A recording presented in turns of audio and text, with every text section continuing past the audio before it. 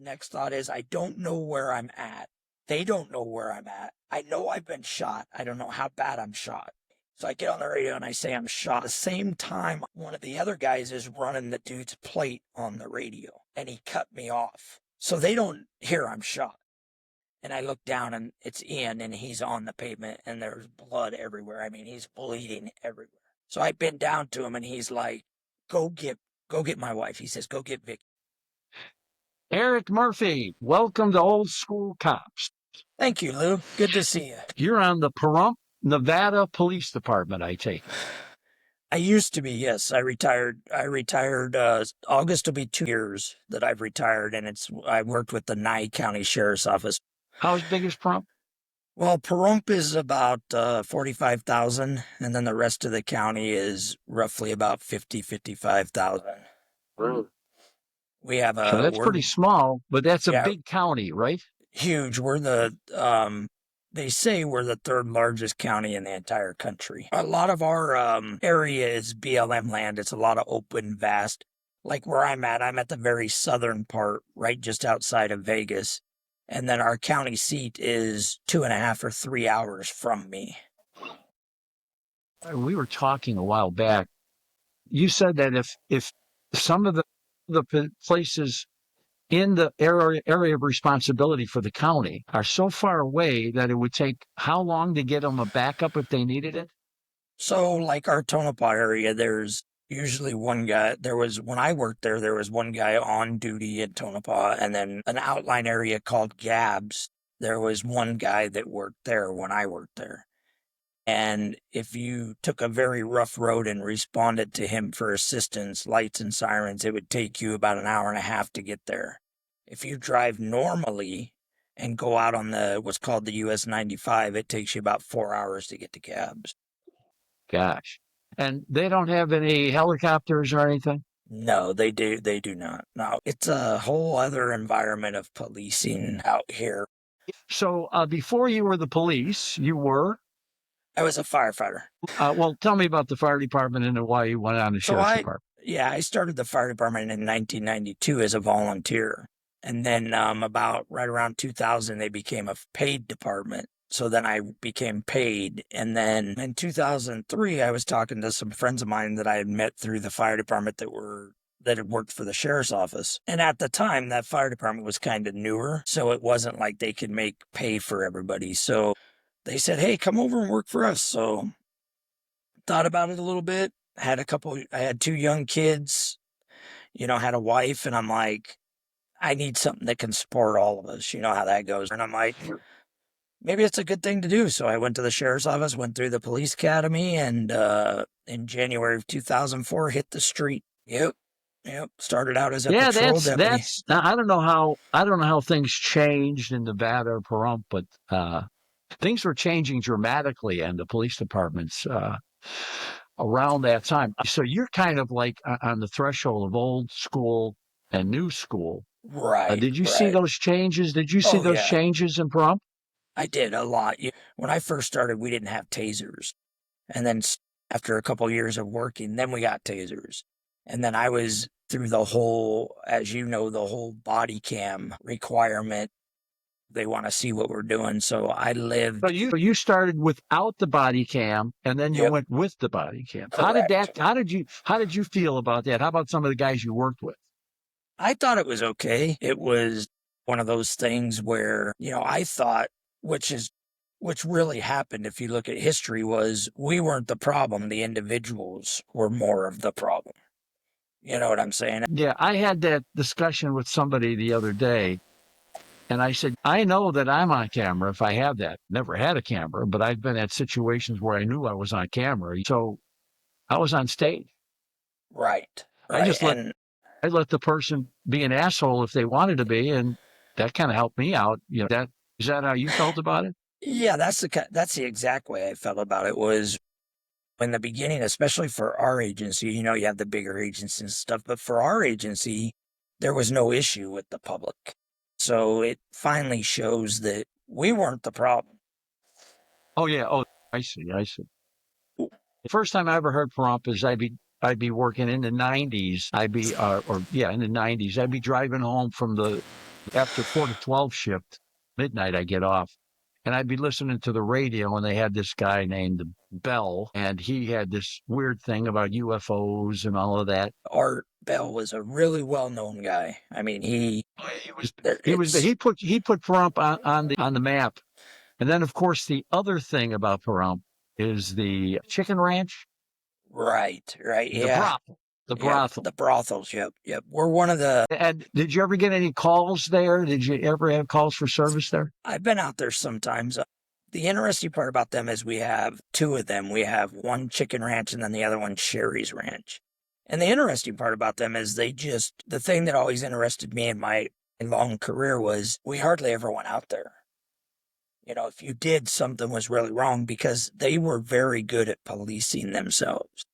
And I think a lot of it too is like I received a call one time where they wanted us to go out there because a guy wouldn't pay the fee. So it's like, okay, so we start heading out there. Well, before we even get there, they said, oh, he left. And it's like, well, yeah, you think of it for a minute and it's like, well, I would have probably left too because the last thing you want to do is have the cops show up to an adult house like that. And then they know that you're not trying to pay a bill and it's not any it's not any negative on them, but a lot of those clientele, you know, some of them could be married, could be in a relationship. So the last thing they want is their name or their face out that they were causing a problem at this ranch. So by the time we didn't even go out there, we were halfway there, and then they called us and said they didn't need us anymore because he had paid the bill and left. And that So do they have their own like security, some big guys, bouncers? do. Yeah, most of them do, and like I said, a lot of people want to keep it quiet. They don't want people to know that they're there. Of course, I would imagine almost everybody that frequented these places were from out of town. Yes, a lot, a lot. They have of course, different fees where they'll bring you out if you wanted to. Back when I was a kid, um they had an actual airport where they could fly in by a plane, land, and then take back off. They had their own Back in the landing day, they field. used to do that. Used to do that all the time. It's interesting.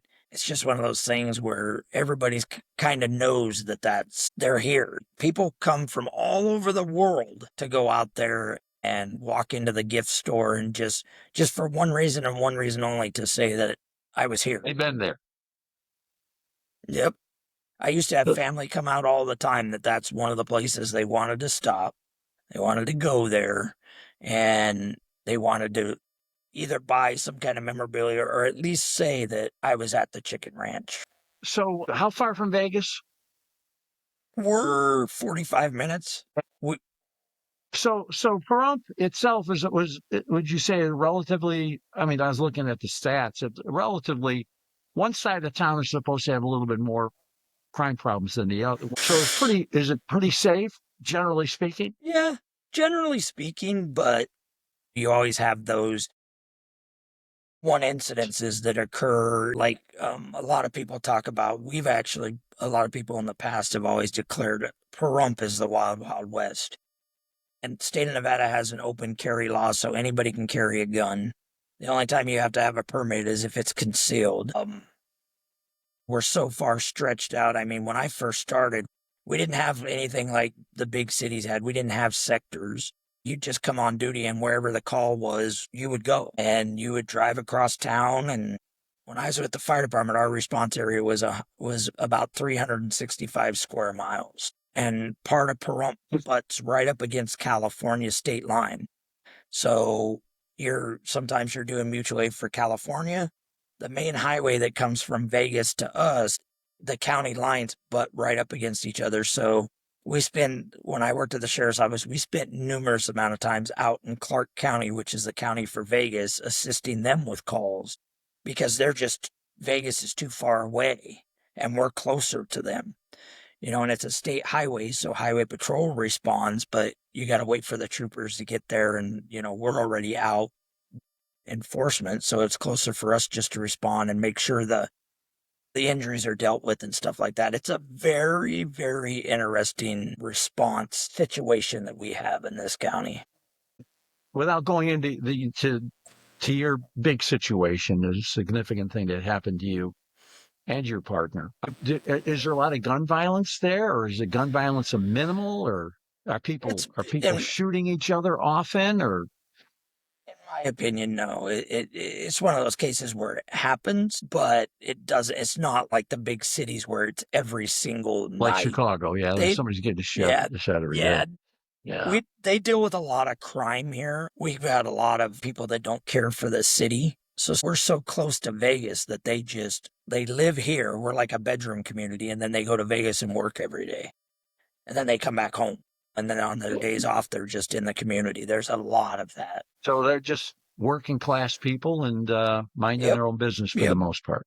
And a lot of retirement too. A lot of the one thing that's really interesting that I've always thought was interesting is we're a huge, what they call snowbird community.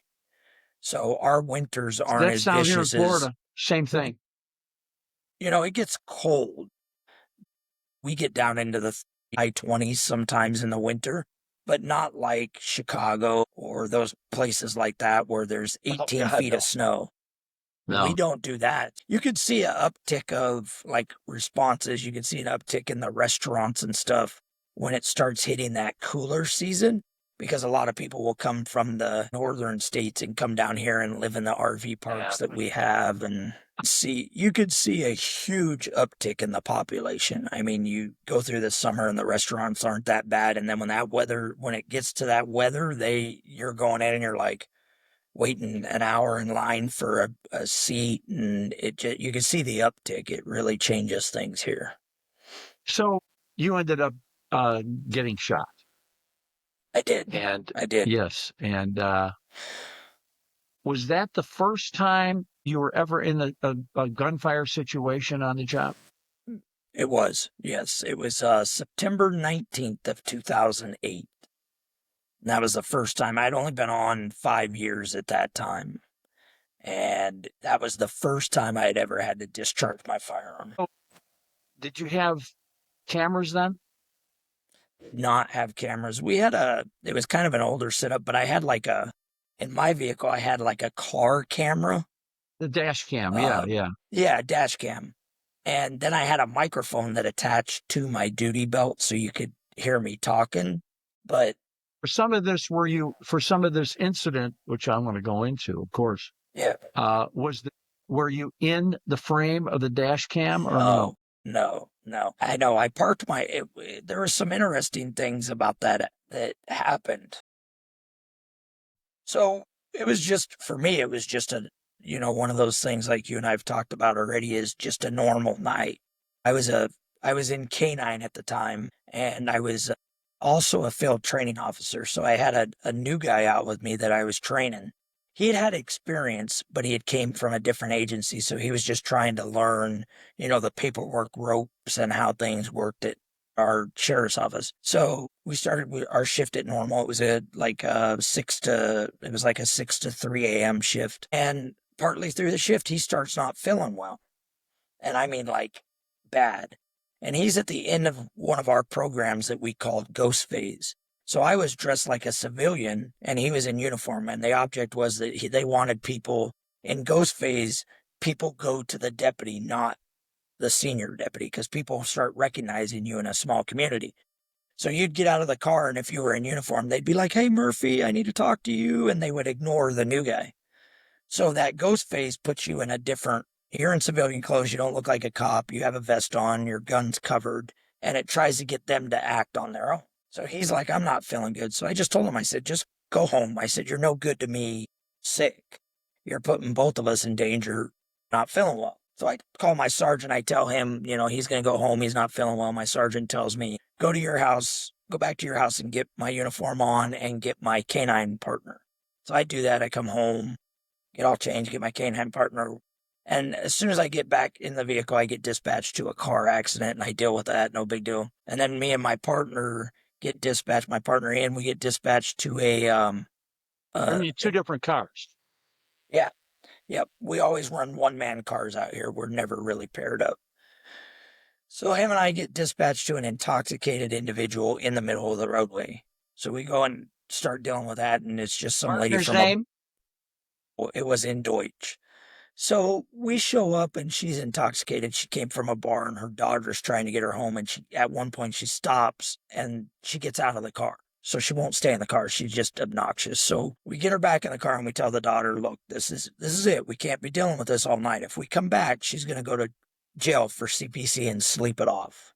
Because Nevada has a CPC criteria where it's called civil protective custody. And if they're just too intoxicated, we can take them to jail. They sleep it off, and then the next morning, no charges, they just get released. So she's like, okay, we'll be fine.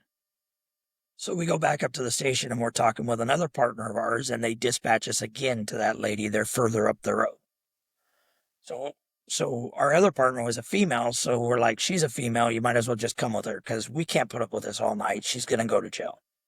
So we show up, and we're standing there dealing with her, and all of a sudden they call me on the radio and say, we got a reports of shots fired in a casino RV park here. And the interesting part about that is that happens a lot here because what people do is we're so spread out that they think they can just go outside their house and shoot their gun, or a lot of it too is we have legal fireworks here. So they can light off fireworks. And you know how fireworks are. They sound like a gun going off. I mean, when I worked there, we get hundreds of calls of people would say, no, it's a pistol. I know it's a pistol or it's a shotgun. And as soon as you come near their house, there's fireworks from their neighbor's yard. So that's all it's really ever been. So I told my buddy, my partner Ian, I said, hey, you go deal with the shots fired call. We'll take care of this lady and we'll get her to jail. He's like, okay. So the sergeant responds with Ian to the shots fired call. Well, as he's en route, they're kind of updating, saying that people are seeing flashes, and it was kind of really sporadic and unknown because basically what was happening was a security guard was in the RV park reporting to the casino cage, and the casino cage was on 911. But we didn't find that out until afterwards. So Ian starts going, the sergeant starts going, me and my other partner are headed to the jail. And when Ian arrives, he's the first one there. He comes over the radio and says that the sergeant needs to step it up because he's got shots fired. It's an active shooting. Of course, yeah, so of course, I say everybody, but there's 5 of us on. Everybody of the 5 start responding. And it's like 2:00 in the morning. We were just about to get off. I'd even text my wife at the time and said, I'll be home in just a little bit. No big deal, because I would do that all the time. So I'm like, crap. So my partner takes the girl that's intoxicated to jail, and I break off and start going toward the casino RV park. And it's a big, like, circular RV park. There's a huge mound behind the RV park that gives it kind of like a seclusion. So as I'm going more off, there's the sergeant and another detective that was on. They are already starting to arrive while I'm still responding. So I was like the third person in after Ian put the call out. So when I show up, like I said, it's got one entrance, one exit, and it's got a huge hill around the outside of it. So as I'm coming in the entrance, the sergeant tells me I should turn around and go back around the back of the hill because we don't want to be shooting at each other. They're taking active fire. Because as we're responding, I mean, Ian's just constantly on the radio, shots fired. Every couple seconds, he's like, shots fired. And he's telling us he can't see the suspect because it's dark.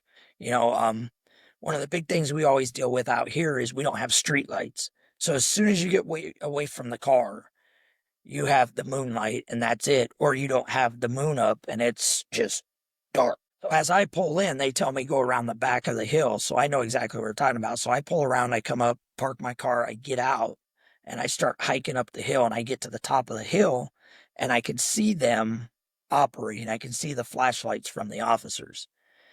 And I asked them at one point, where are you guys at? And they said, just come down and if you see our lights, just come down to where we are. We're making entry into the motorhome. Because the guy was a resident inside a motorhome there. So as I start walking, I'm like, okay, I see them. And it was maybe like, I don't know, a millisecond, half a second later. And something tells me to turn to the left. To this day, I don't know what it is. You can believe in, like I do, upstairs, the Lord, whatever. So something tells me to turn left. And as soon as I got my gun out at the load ready, and as soon as I turn left, I see a flash and hear a bang. And I fall down. That's all I heard was a flash, and I'd see the bang. And I basically fall down and I go all the way down to the bottom of the hill. And when I'm down at the bottom of the hill, I'm pointed back up to where he shot me at. So I didn't know where he was. It was just dark. And I had this envision, those old videos and stuff. You have that envision of they're going to come down and finish you off. So I just start throwing rounds back at where I saw the flash. And then I'm like, the next thought is, I don't know where I'm at.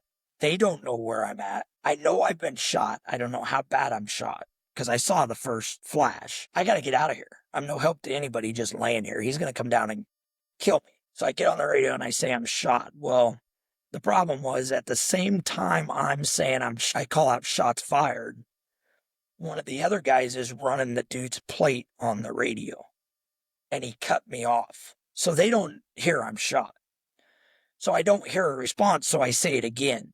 And then, as you can imagine, that's when all hell breaks loose. They're trying to find me. I didn't know because at the time I had an earpiece in my ear attached to my radio. So when I was doing stuff, that stuff where the suspect can't hear what you're doing, the earpiece is out of my radio, out of my ears. So they're yelling at me on the radio, "Where are you? Where are you?" And I see one of my partners, she's like driving around the back of the RV park spotlighting. So I get on the radio and I tell her I'm shot, get to my vehicle. Because that was one mistake after that I realized I didn't do was when I pulled up, I just jumped out of my vehicle. I never told dispatch I was out of my vehicle. So my partner that I called to, she thought I got shot in the car. But I'm not in the car at all. I'm 200 yards away from my car. So I stand up and start running. And I'm like I said, it was like 200 yards from my car. I get about 10 yards from my car and I collapse. I had nothing left. So she shows up, drags me to her car, and we get out of there. Now, we didn't know how bad it was at that time. I told her the weird part was she first asked me where he was. Well, the park had huge rocks like size of cars that were used as decoration. He was hiding behind that rock and watched me walk up, and as I passed him, he shot me. But I couldn't see him because it was too dark. Shoot you with. He shot me with a 45. She gets me out of there. She starts taking off my equipment. And I had been with the fire department, I had been in the medical field. So she tells me it's just a flesh wound.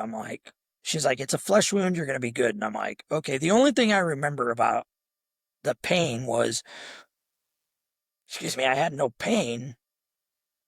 It just felt like somebody had put a steel rod right through my back. My whole back was like hot, just burning. But I don't remember any pain. So they get me out. She gets me out in an area where the ambulance can actually come in, where the ambulance is not in danger. And she starts taking my stuff off and she's saying it's a flesh wound and this and that. And they immediately activate the medical helicopter because we don't have a trauma center here. We have a trauma center in Vegas, so we have a helicopter stationed here so they can get to Vegas. It's about 20 minutes. So they land, pick me up, fly me into Vegas, and they start treating me. And then as the investigation starts going, we find out that I was shot 3 times.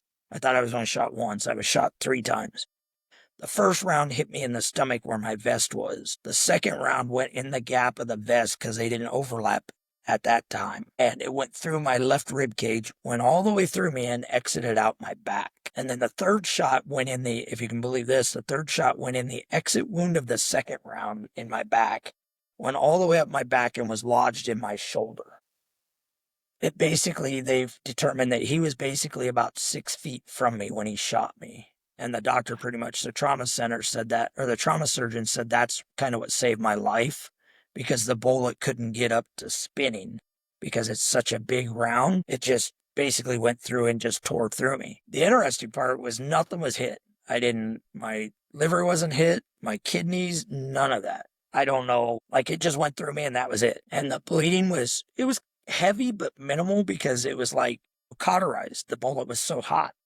So they ended up, after he shot me, it basically turned into a war zone. He just started continuing to shoot at the other 3 officers that were there. And they were able to surround him and getting him into the thought of he was done.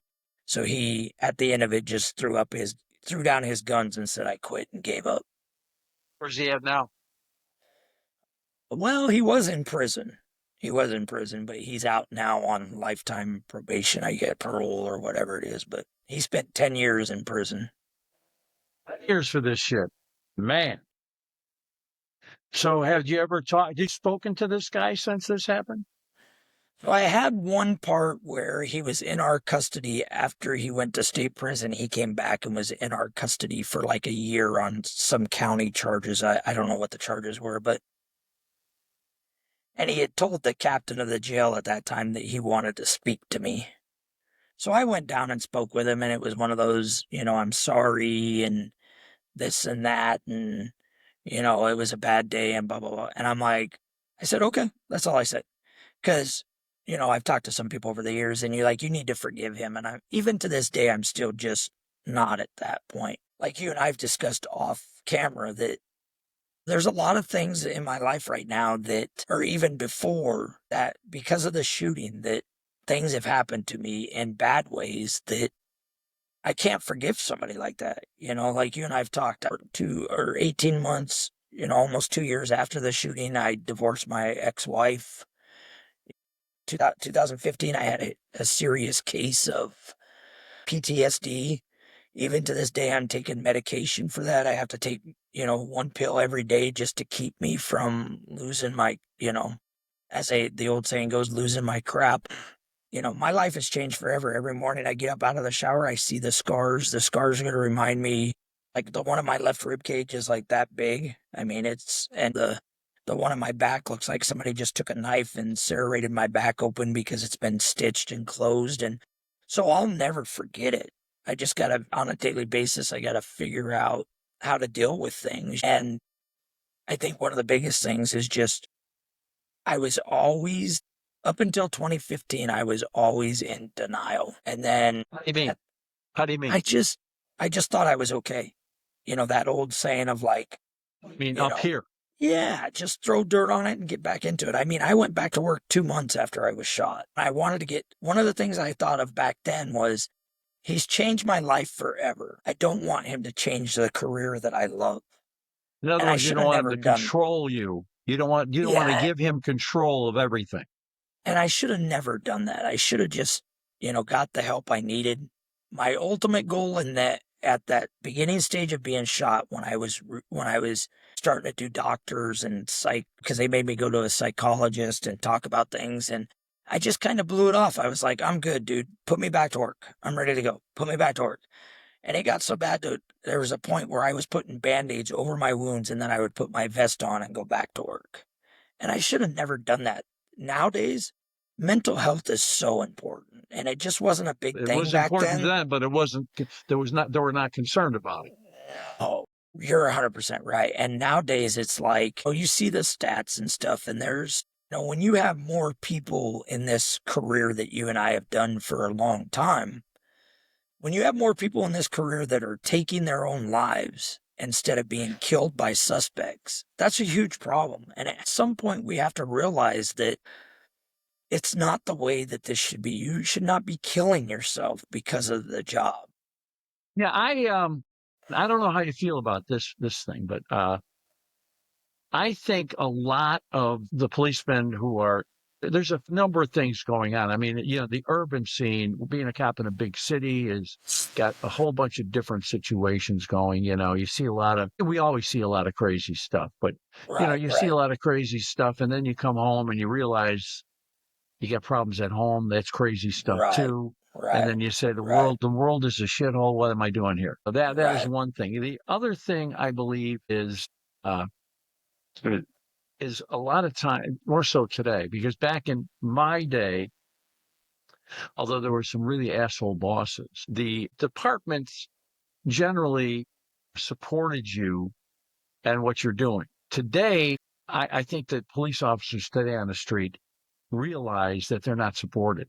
No, And I agree with that's you. really depressing. A lot of people, their whole life, they're saying, "I'm the police. This is, I'm going to do the right thing," but nobody gives And a I think shit. a lot of people just doesn't think it could happen either. Like we found out afterwards, like I had a captain that they called him and woke him up because we were requesting for more units. I mean, the guys on scene we were in a shootout. So they said, get a hold of the captain and tell him we need more units down here. So when they call the captain, he's like, well, they need more units for what? And she's like, well, they're just requesting more units. And he's like, well, how many people down there? And they're like, 5. And he's like, well, okay, well, you know what? I'll go down there and I'll check it out and then I'll let you know. And I think it was like maybe 5 seconds later. I mean, it was seconds. They called him back and said, Murphy's been shot. And then he was like, crap. And I think a lot of that has to do with it too, is like you said, the back in those days, it was, especially here, when you only have a couple of people on, it's like you just go handle it. But dude, when it's time for like something like that, where he's actively engaging us and we can't find him anywhere, you hear the shots whizzing by you, and it's like, and I think back then it was just that standard, like I had guys that were, especially bosses that were like, no kidding you, they made it sound like almost like, wait, you're still off? Why are you still off? Basically, throw some dirt on it and get back in the, let's go. And I'm like, Yeah, yeah. and then it comes from people that have never been involved in that situation. So how about on the scene itself? Who was the highest ranking person on the We scene? had a patrol sergeant that by the time any like high ranking people showed up, like after I was shot, they notified the sheriff, the assistant sheriffs, everybody was notified after I was shot. By the time the sheriff, and he at the time, he was maybe less than a mile away from there. By the time he got there, it was over. They had the guy in custody, and the threat was over by the time he got there. That's a rough time there, buddy. So Yeah, did you go under surgery? they ended up not doing any surgery. The one on my shoulder they talked about because it was still in there. They said that they were just going to leave it there because the surgeon said what would happen is it would like capsulate the round, your body would, and Yeah, yeah. they would take it out after it was capsulated so that it would be less of a chance infection. But 2 weeks later, it got infected and they had to go in there and take it out. And they did that while I was awake, and that hurt worse than being shot because they basically went in where they looked like a pimple. They went in and numbed that, slit that open, and then went in and tried to take the bullet out, but it was stuck in my muscles, so they had to really like yank on it. But I was awake the whole time, and that was pretty painful. Listen, they give you propofol for a colonoscopy. What the I hell? know, Yeah, I they know. knock you out for pulling a tooth. I Yeah. know. I know. Jeez. And the funny part is we always joke about it now. The funny part was like my partner at the time, she was like, "You're good. It's a flesh wound." And then when I get to Yeah, yeah, sure. trauma center, the trauma center, they're like, the surgeon's like, "Dude, you're lucky to be alive." He goes, "I've been doing this for 15 years, and guys that come in like this, not only are they not talking, they're not alive. And you're sitting here talking to me and holding a conversation." And I'm thinking to myself, dude, she said it was a flesh wound. And then he's like, no, your back's blown open and all this stuff. But the reason she did that was because she knew my medical experience.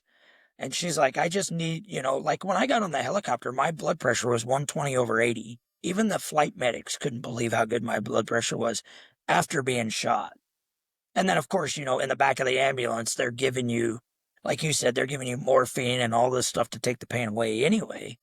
Yeah, and like you and I've talked off camera, adrenaline is an amazing thing, dude.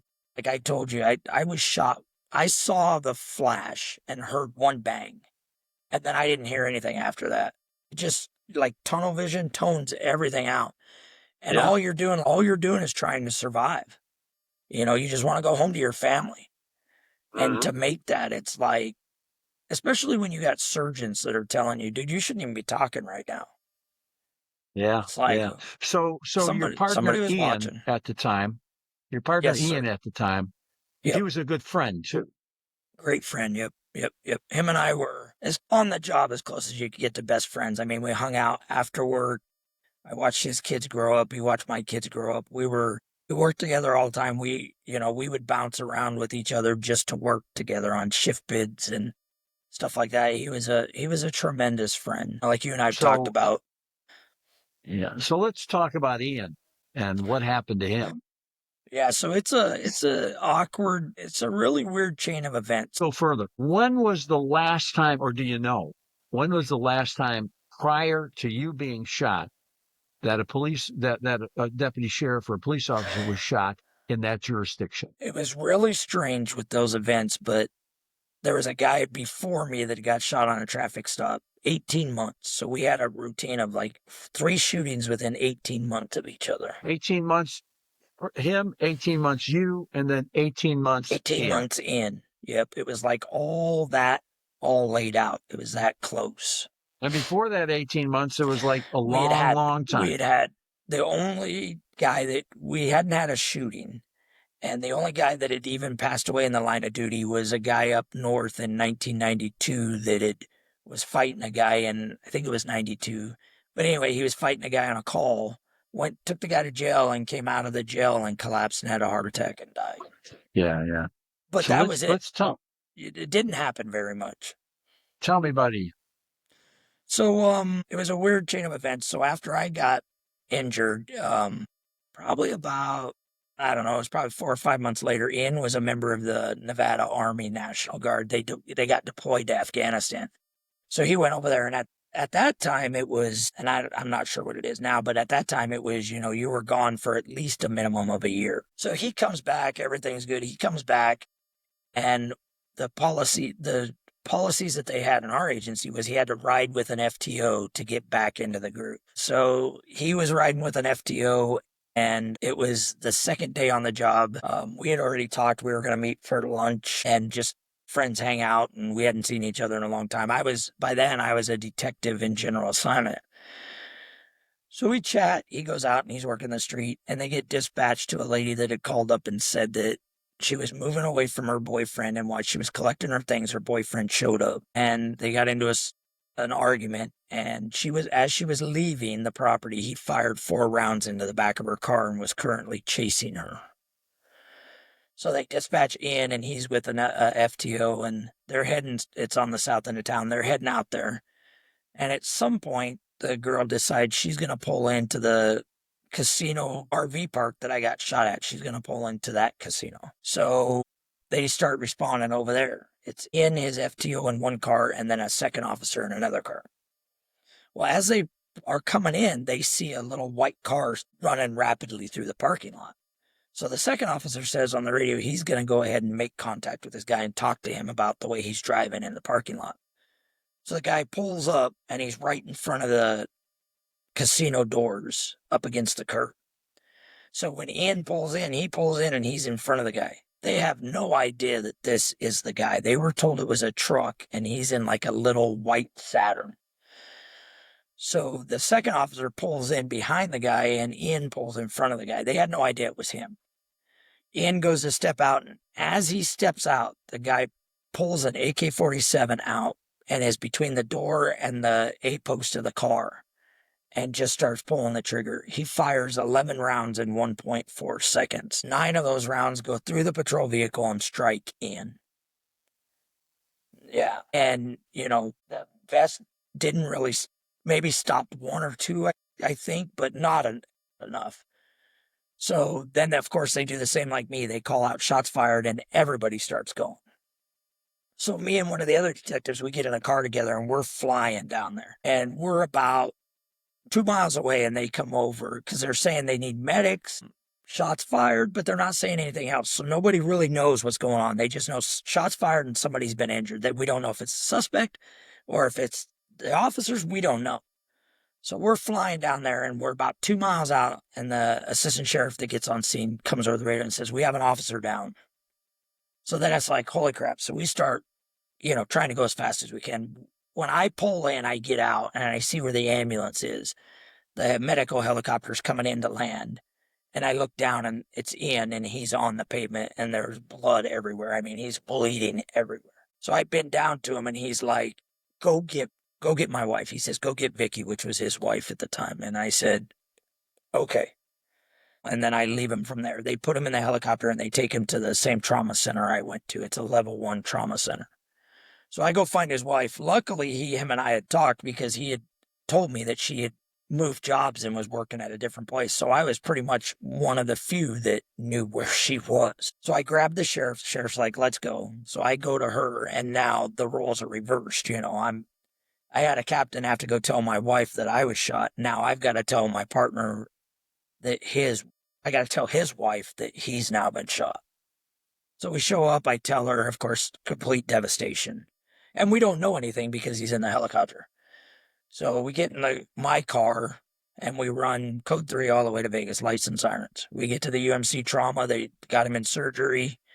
And I don't know, everything's a blur. You're hoping everything will be all right. It's not, it's not being shot is not good.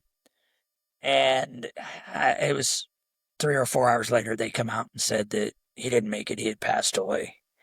And basically what had happened is one of the rounds had hit him in the femoral artery in his leg. And by the time they got it patched up, the heart was just overworked and he was pronounced deceased at the trauma center. And he was 27. He had a wife and 2 kids. And it was his second day back on the job. And the weird part about it was, like I said, there was a weird or a weird turn of events was he happened to be shot at the same place I was shot. And he was the first officer The same casino, but not in the RV park. Correct. I was in the RV park. He was at the front, so to speak. Yeah, basically the same business, though. It was the whole same property. That kind of added to, like I was telling you, the stuff I had to deal with is now. That's probably harder to deal with than actually you being shot. Yeah. There was one point that really got me was his wife. We were driving back from Vegas after they said he was gone. And she said to me, I just can't understand. And she's not in the right mentality anyway, but she says to me, I just can't understand why you made it and Ian didn't. And sometimes you just think about that, and it's like, yeah, all the time. Yeah. And there was a part if you look back at your life, there's always situations. If I would have went right, yeah, or what if I went left? I mean, I say that all the time. What if I hadn't turned? If I hadn't turned, he would have shot me right in the back of the head. And it's like you think about those kind of things. And I tried to do the right thing. Like the sheriff came to me and said, look, you're his best friend. You need to be with the family until we do the funeral. You need to make sure that they're at the places they needed to because it's a small community. Like they had this huge escort when we brought him back from the coroner's office in Vegas. We only had one main road. Everybody was standing at the corner, flags waving. And it came to a point where at one point I'm like meeting with her, talking to people that want to give her condolences. And it was several months after the funeral and stuff. And she looked at me and said, look, I'm not trying to insult you. She says, and I don't want to hurt your feelings, but she said, I can't have contact with you anymore. She says, every time I see you, I see him. And she goes, I just can't. And I'm like, what do you say in that situation? There's nothing you can say. And do I blame her? No. I mean, every time you see me, you see your husband. And no, and it's been that way for years. We don't conversate. There's a police memorial they do in Vegas every year where they've got his name on a stone. So we would meet there when I was still an officer, and I would escort her through the ceremony and be there with her. And I don't blame her on that. It's even hard for me to deal with. I think about it all the time. Were there any cameras? He had a car camera on, so it showed basically the guy steps out and it shows him put the AK-47 on his hip and start shooting. And then the backup officer that showed up and parked behind him, he immediately stepped out of the car. And when he sees the guy start shooting, he clears his door, pulls his duty weapon, and fires 4 times at the suspect. All 4 shots hit him and killed him on scene. How far away would you say he was? How long of a shot was that, do you think? 20, 30 feet. 2 car lengths, basically. The guy was at the driver's side door, and he was at his patrol car door. The first 2 rounds went right through his back and hit him. Yeah. And they have to go to court with that one. Yeah.